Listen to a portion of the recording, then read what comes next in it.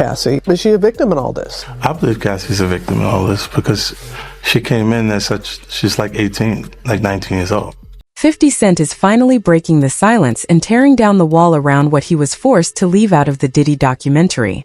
And this time, he's making it clear that nothing is off limits for Season 2. He claims Netflix shut the door on major revelations, not because they were inaccurate, but because they carried too much weight and risk. Now he's stepping forward to reclaim the narrative, revealing that entire storylines were deliberately erased to keep things controlled and comfortable.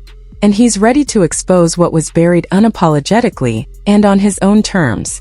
And if you got a wild party and P. Diddy puts on that wild party and, he sets everybody up. Like if you were an intelligence agent, like a Jeffrey Epstein type deal, that'd be the way to do it. Big old crazy party, get everybody loose. And get the cameras Get them rolling. the yayo. Get them the yayo. And everything else. Get them everything you need. Get fired up. Get those cameras rolling. And now you got everybody under wraps.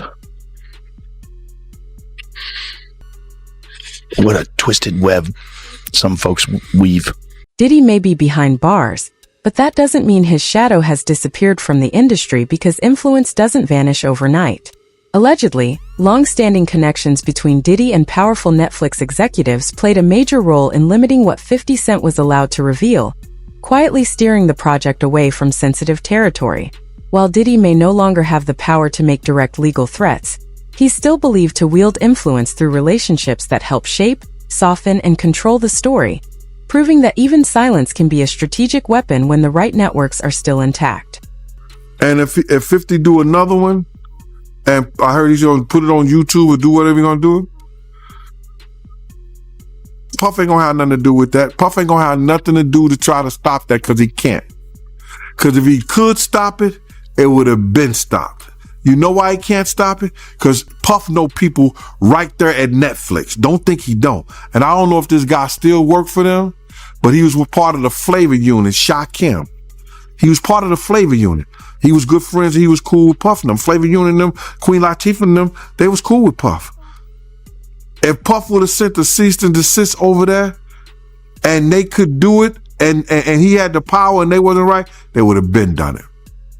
You see it's still rolling, right? It's still going on, right? He ain't got that power no more. You understand? Now, could he sue them because they use his likeness or used them and stuff like that? I don't know. I'm not that versed in they using him. You understand? If they can steal your whole damn idea, your whole damn ideal, why can't they steal your whole damn intellectual property? Some of the most explosive claims tied to Diddy were completely left out of the Netflix documentary, despite 50 Cent openly referencing them before it ever aired. According to him, those topics weren't removed because they lacked substance, but because Netflix wasn't willing to absorb the backlash that would come with telling the full story. Entire angles were quietly erased, including sensitive recordings, alleged high-profile enablers, and what may be the most critical element of all the people who were reportedly harmed, making it clear that the line was drawn not at truth, but at comfort and risk management. There's also like people that are elites and that's their thing. Like their thing is to do something that is horrible and it's not available to other people. So it's like, I think there's like a sickness that people have when they have power, like extreme power. And then what else can I do? What else can I do? What else is, what else is taboo? What else is forbidden? Like all this Diddy that's coming out. Like I was just going to say, doesn't that sound topical? Jesus Christ. The first day of the trial, did you pay attention to any of that stuff? I looked at it for like 10 minutes this morning. And I was like, I got to stop. I can't look at this. Well, what freaks me out is the people sitting in the courtroom listening to it. Right. And there's a wide spectrum of people that are getting subjected to it. And you just sit there and go... Yeah, well, not only that, how about the fact that this guy was running this for decades? He was doing this for decades to who knows how many people, and everybody was scared to talk. Some of the most explosive claims tied to Diddy were completely left out of the Netflix documentary despite 50 Cent openly referencing them before it ever aired. According to him, those topics weren't removed because they lack substance, but because Netflix wasn't willing to absorb the backlash that would come with telling the full story. Entire angles were quietly erased, including sensitive recordings, alleged high-profile enablers, and what may be the most critical element of all, the people who were reportedly harmed, making it clear that the line was drawn not at truth, but at comfort and risk management.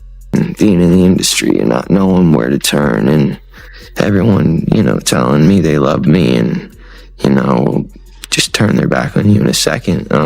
So yeah, it's hard because I want her to know that, she can count on me. But at the end of the day, I'm never going to force myself to be in a relationship with her. It has to be natural, right? So I just kind of, let her do her thing. And if she ever needs me, I'm going to be here for her. But yeah, just protecting those moments because people take for granted encounters and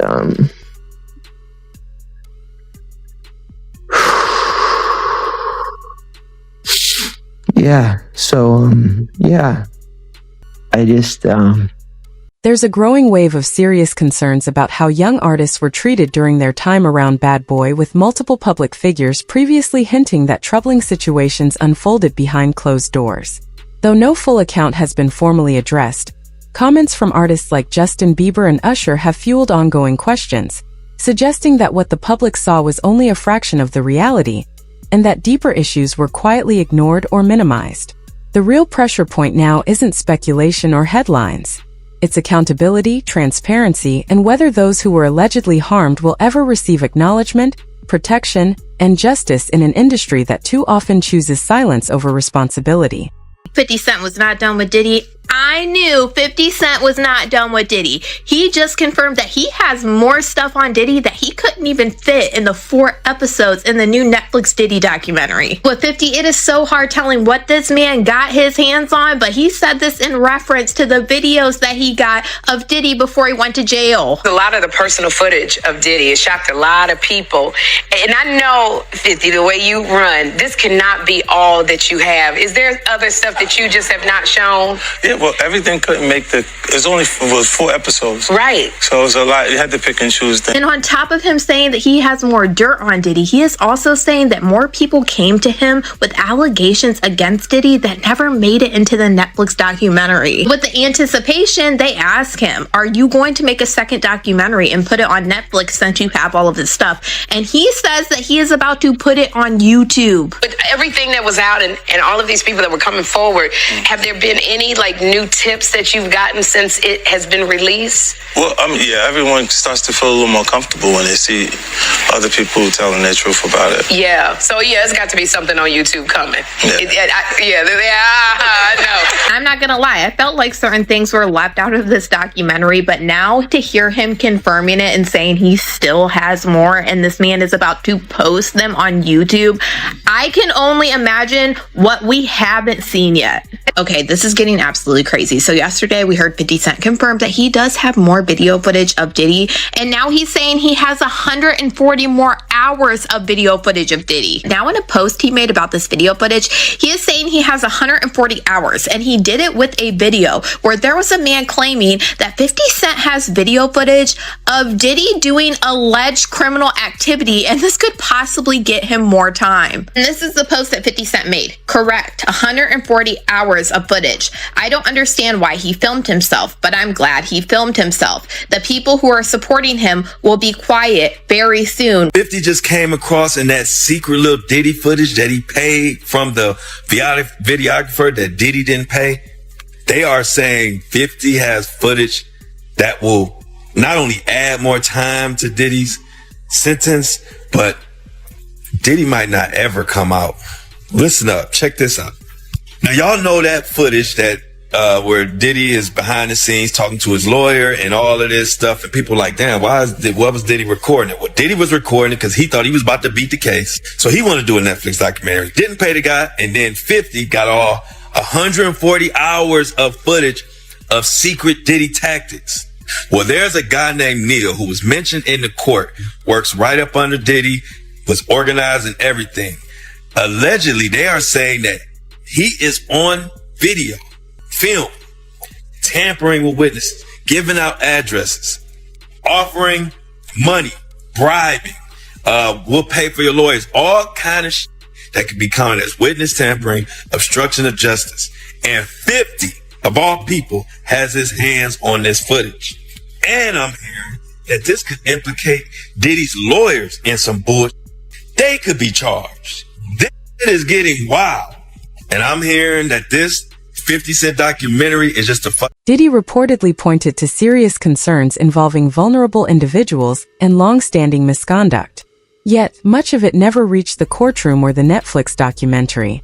That silence has raised sharp questions about why these claims keep getting pushed aside. According to 50 Cent, this was always predictable because no major platform wants to expose powerful industry players.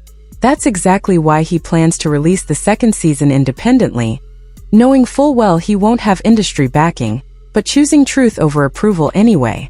I guess what I'm trying to figure out is like, people can go away. I mean, that's what people were saying, and maybe, you know, everybody's a conspiracy theorist now, but that's what people are saying about the Diddy situation. Like when the feds rolled up, you know, with the fucking Hummers and shit, they're like, it wasn't about Diddy, it was about if there were tapes of powerful people there. Yeah.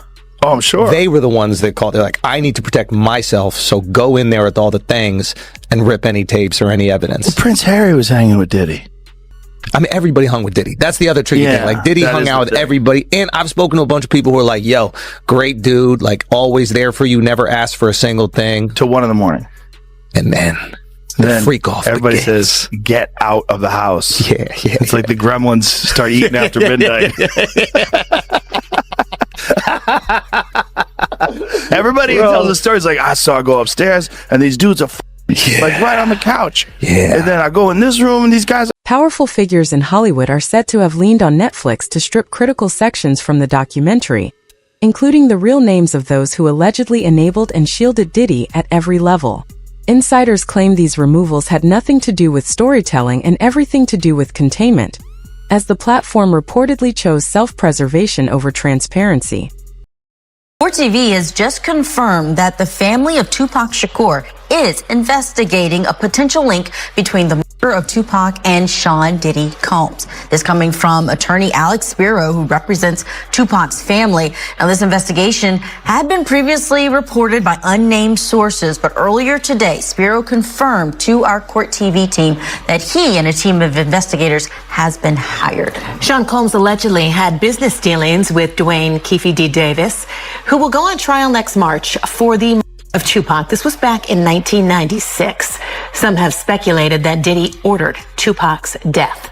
That, of course, is just a theory at this point, and we are monitoring the developments in both the Tupac murder trial and the federal indictment of Sean Diddy Combs. So a lot of information to come on. Netflix didn't just avoid addressing alleged victims.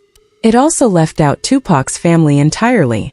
Despite their active efforts over the past year to uncover long-buried answers, his relatives have publicly stated their belief that the truth was deliberately suppressed, pointing to money, fear, and influence as forces that kept witnesses silent and investigations incomplete. They've raised serious questions about why certain individuals were never properly examined and why critical leads seem to disappear. Yet, none of those concerns were acknowledged in the documentary, reinforcing the idea that uncomfortable truths were filtered out long before the final cut. What's interesting to me about your involvement in this is that Diddy actually called you after an LA Times article in 2008 alleging he'd been involved in your brother's death. What did he say that day when he called you?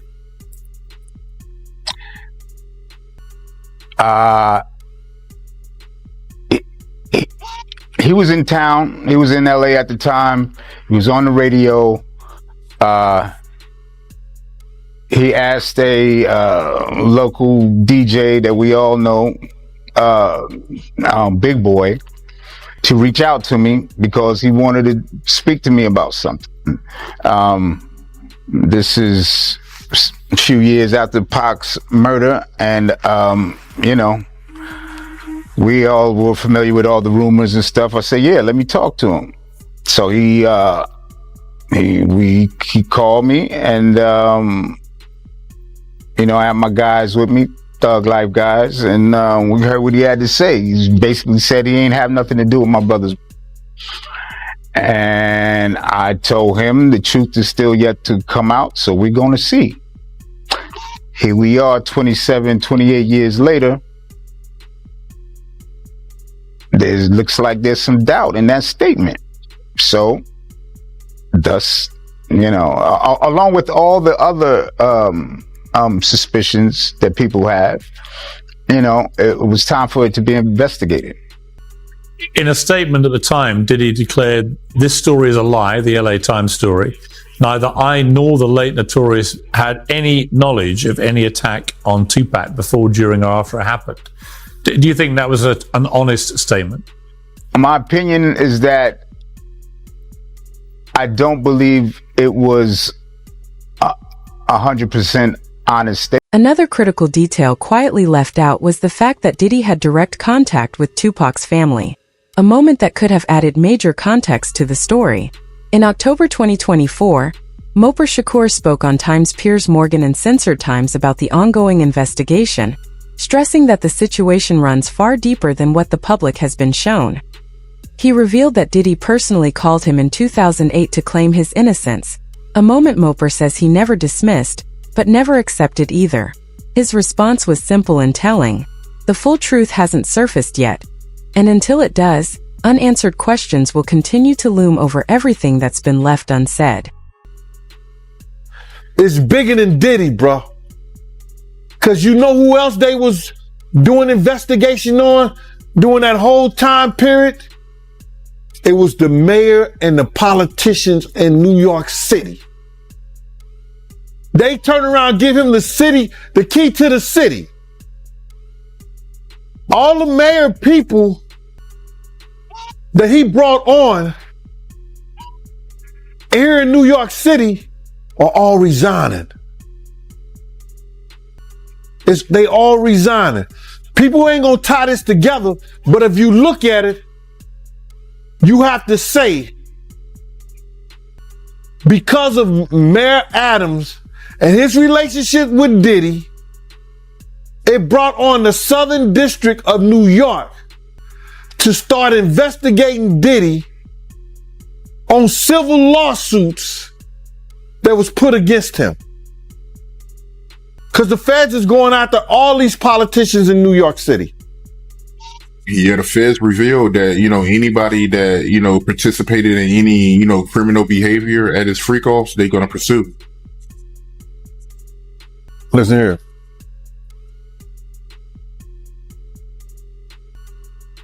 The mayor here take like 15 spoons of sugar in his coffee. So it's all a possibility.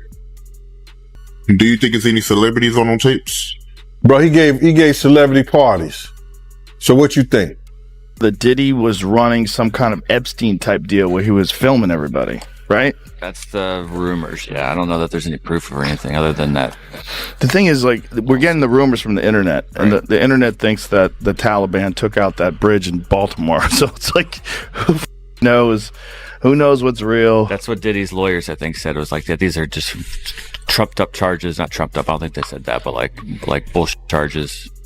Dude, when Homeland Security invade your house, you got problems with dudes with guns and body armor. Someone said that they weren't there to take stuff; they were there to delete everything. Like the real people that were in there, Oh, like that's funny. with Epstein. There was a lot going on, and then there's people that thought that Puffy was involved and Suge Knight was involved. I think Suge Knight's the one who said that thing I just thought of. What thing? About that they were there to delete stuff. Well, if he really was filming everybody, I mean, he had a lot of people at those parties, right? You know who said Luke from 2 Live Crew? Yeah, he said he was to leave early. Yeah. When Luke from 2 Live Crew is leaving early, like, you got a wild party. If what's happening is too f***ed up for Luke from 2 Live Crew? Check, please. The documentary almost feels engineered to avoid the reality that this situation didn't exist in isolation, because no powerful figure operates alone. Former staff, artists, and industry insiders have openly suggested that warning signs were visible. Yet many chose silence out of fear that speaking up would end their careers. That quiet compliance didn't just shield one individual. It preserved an entire system built on influence, pressure, and mutual protection where staying silent became a survival strategy. And accountability was the real casualty. He got everybody going, man. He's getting a lot of backlash, man. Like, people are like mad at 50 for getting behind this thing. Well, see, the thing about it is that people are out their rabbit ass mind. And they gonna sit up here and they gonna say some stuff like, they try to make it up like, it's because of a girl, it's because of a woman. A man that can have any woman in the damn world, you understand, go any parts of the world, find beautiful women all over the world, that's willing to do whatever he wants to. I'ma be mad because this dude got this one. Nah, it's bigger and it's more than that. They don't want to say it. A lot of these cats out here don't want to tell the truth behind. You understand? When 50 was out here, trying to get into, he was writing for most of Puff stuff. He was writing for artists. He was writing for different people. LL, Puff, whatever he can get money at, to do some writing and stuff like that. Jam Master Jay had him writing something like that. So Fifth was writing. Then when he did How to Rob the Industry cat joint, he's supposed to be the next one to come out of New York. You understand what I'm saying? He gets in this beef, with Murder Inc., Ja, Irv Gotti, Supreme them. They try to eliminate him.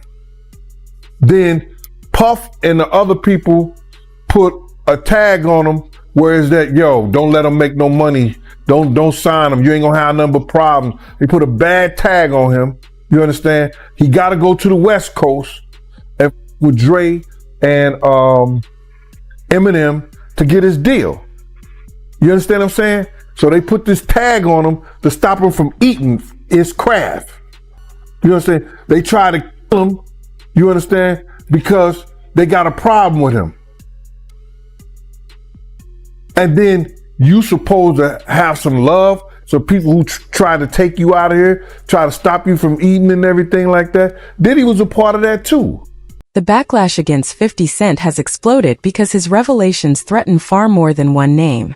They challenge an entire culture of protection and silence. Industry executives who built careers on image control, publicists who mastered the art of narrative polishing, and artists who chose convenience over accountability are now under a spotlight they never expected to face. That's why the response has been so fierce. Because what 50 Cent is pushing into the open doesn't just disrupt reputations. It exposes long-standing compromises and uncomfortable truths that many hoped would stay buried, making him a target simply for refusing to play along. Cent's highly anticipated documentary about Sean Diddy Combs is officially here. And we hear from two jurors from the Diddy trial, some accusers who spoke out for the documentary, and 50 Cent got his hands on some footage that Diddy claims belongs to him. We have to find somebody that'll work with us that has dealt in the dirtiest of dirty business. We're losing. I reached out to Sean Combs' spokesperson, who tells me that the reason why that personal footage exists is because Sean Combs has been documenting his own life since he was 19 years old. They say that this footage was captured from a personal videographer hired by Sean Combs. If Sean Combs watches this, what do you think he's going to feel? Like, wow, this is amazing. I think he's going to say this is the best documentary I've seen in a long time. Because you'll see people saying that. He may feel a different way about pieces and bits of it, but he knows the truth. His lawyers even sent a cease and desist letter to Netflix, which I have obtained. I reached out to Netflix and they referred me to a statement from the documentary's director who says, quote, "It came to us, we obtained the footage legally and have the necessary." There's even talk that Diddy is considering massive legal action against both 50 Cent and Netflix, throwing around numbers meant to intimidate rather than follow through. But few believe it will ever materialize. The reason is simple. Escalating the situation would only invite deeper scrutiny and push more damaging material into the public eye, something no one involved truly wants. It's a high-stakes standoff where threats are used as leverage, not action. Don't give a damn. He don't give a damn. He literally is saying he's going to reach out to Trump to remind Trump of the things that P. Diddy has said about him for the sole express purposes of making sure that Trump doesn't pardon Diddy in the event that Diddy gets convicted of sex trafficking and racketeering. That's what 50 Cent has sworn to do. And I got to admit to you, that's wild. Damn, you know you got an enemy there when the man want to go out of his way to contact the president, you know, and clearly he has some kind of inroads where he can get to President Trump so President Trump can hear him. He's basically saying, yo, brother need to... Many believe Diddy avoided the harshest possible outcome, largely because of his celebrity status, with critics arguing that fame can quietly influence even the most serious proceedings. There have been claims that at least one juror admired him as a public figure, raising concerns about impartiality, and Bad Boy co-founder Kirk Burrows has echoed similar doubts. According to this perspective, the courtroom atmosphere was shaped by star power rather than pure objectivity, creating an environment where recognition and influence blurred the lines of justice and helped him narrowly escape the consequences others might have faced without that level of notoriety. Jurors in the Diddy doc that I am very briefly in show us two very different perspectives that combine to create the not guilty verdicts on the big charges. This one is a fan. She liked day 26. But you can see the glitter in her eyes from being around Puff. It's like she went to a concert. She's excited to share moments with him, to look at him during the trial, to feel the same things as him, to see him doing the same nod that he did during making the band. She's won over by the fame, and I'm sure that's part of why some of these jurors voted not guilty. But this man knows and cares nothing of Puff's fame. But he says, why did she keep going back to him like they were lovers in a crazy relationship? This is a complete misunderstanding of trauma bonds, as well as a complete misunderstanding of how Cassie was personally, financially, and professionally yoked to Diddy. Throughout the trial, people said, why didn't she just leave? Which is essentially what this man is saying. Why didn't she just leave? She explained that her career was tied to him. He kept her broke. When she talked about leaving, he threatened to release the freak-off tapes. He threatened her mother. And whenever she actually did run away, he sent his bodyguards to go and bring her back. So there was no way for her to leave. But y'all want to talk about why didn't she just leave? You can't have the luxury and the complaint. Trauma bonds are very difficult to understand. The 4-part series also features 2 jurors from Combs' trial who are speaking for the first time about how they reached their mixed verdict, finding Combs guilty of 2 prostitution offenses, but clear of racketeering and sex trafficking charges, both sharing their thoughts on the relationship between Combs and singer Cassie. Juror 75 describing them as 2 people in love, and Juror 160 saying in part, domestic violence wasn't one of the charges. Cassie, is she a victim in all this? I believe Cassie's a victim in all this because she came in as she's like 18, like 19 years old. In the very beginning, after a while, over time, you condition for it. The goal of what the film is trying to do is to let the audience kind of come in to ask questions like, were their decisions colored by certain things, and who got the benefit of the doubt, you know, in that courtroom? Do you think that hip-hop culture was on trial as much as Sean Combs was? Look, if I didn't say anything, you would interpret it as the hip-hop is fine with his behaviors. There's no one else being vocal. So you would look at it and just say, because that mind your business, or let me not say nothing about nothing, or those things, it would allow the entire culture to register as if they're for that behavior. If Sean Combs watches this, what do you think he's going to feel? Like, wow, this is amazing. I think he's going to say this is the best documentary I've seen in a long time. Because you'll see people saying that. He may feel a different way about pieces and bits of it, but he knows the truth. Netflix may have chosen restraint, and the industry may be working overtime to mute the discussion, but the information circulating from leaked material to first-hand accounts has already shifted the conversation. According to those involved, 50 Cent has no intention of backing down, and neither do the voices demanding clarity and accountability. At this point, the focus has moved beyond platforms and damage control, raising a far bigger question about whether influence can continue to outweigh truth, or if real consequences isn't.